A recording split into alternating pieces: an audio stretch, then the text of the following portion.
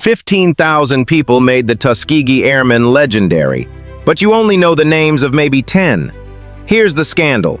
The women who kept those planes in the air have been erased from history, and without them, there would be no Red Tails.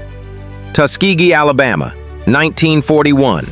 While the world watched 13 black cadets report for flight training, the experiment everyone expected to fail, hundreds of women were already at work. Women whose names you've never heard. Women who made history possible.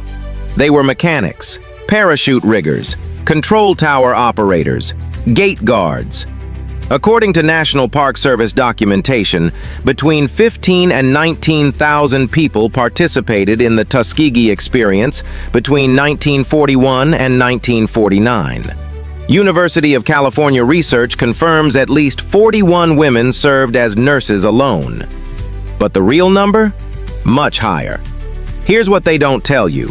Irma Dryden walked onto Tuskegee Army Airfield as a nurse on her very first day and met Charles A-Train Dryden, a flight instructor and one of the second class of black pilots to ever complete the program. She didn't just nurse injured bodies. According to oral histories collected by researchers, she nursed souls. The psychological pressure on those pilots was crushing. They knew their success or failure would determine whether America believed black people were intelligent enough, brave enough, skilled enough to fly. One mistake, one crash, one failed mission. It wouldn't just end a career, it would end the dream for an entire race. The women understood that. They worked knowing what was at stake. 3 women were specifically assigned to train cadets in parachute maintenance. Think about that. Your life depends on a parachute opening at the right moment. Those women packed and repacked every chute, checked every line. Because if a pilot died because equipment failed, that's not just a tragedy, that's ammunition for racists who wanted the program shut down. Women worked as aircraft mechanics, trained side by side with men at Chanute Air Base in Illinois until Tuskegee facilities were ready in 1942. According to PBS Oral Histories, many of these mechanics were college graduates who couldn't pass the flight physical, maybe just astigmatism, but they refused to give up. They became top-notch mechanics instead. Mildred Carter worked in the Commandant of Cadets office. Sergeant Amelia Jones served for 2 years in the 99th Pursuit Squadron under Colonel Benjamin O. Davis. In 2014, 70 years later, she finally received her official red Tuskegee Airmen jacket. 70 years. Here's what the mechanics knew that history forgot. Those pilots flew hand-me-down planes, used P-40s, cast-offs. One mechanic later said, "We got used planes, just like a used car, and we tried to restore those things. I give the pilots a lot of credit that they got up and flew those things after we worked on them." But they did more than restore. According to documented accounts, those mechanics worked with pride that bordered on obsession. They knew the pilots trusted them with their lives. Pilot families remember their fathers saying the ground crew was just as important as the men in the cockpit, because those planes were kept in excellent condition. They didn't sputter, they didn't stall, they didn't fail.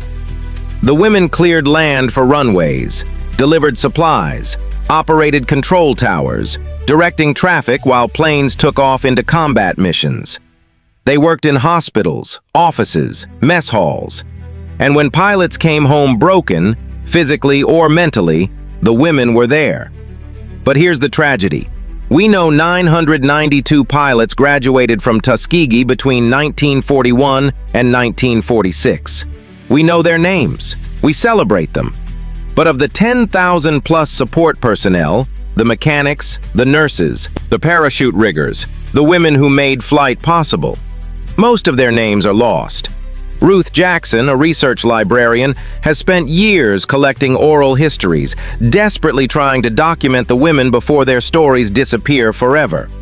She said they believed just as strongly as the men that racial barriers were ridiculous. They were devoted to the cause. They felt special to be part of it. And when the Red Tails became legendary for never losing a bomber, When Tuskegee Airmen flew over 15,000 combat missions and destroyed hundreds of enemy aircraft. When President Truman integrated the armed forces in 1948 because the experiment proved excellence. Those women made that possible. So here's my question. If you've never heard the names Irma Dryden, Amelia Jones, or Mildred Carter, why?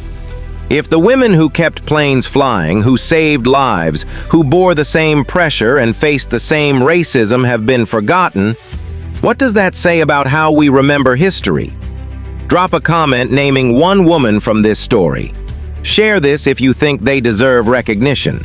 And follow for more untold history, because the people who made legends possible shouldn't be forgotten.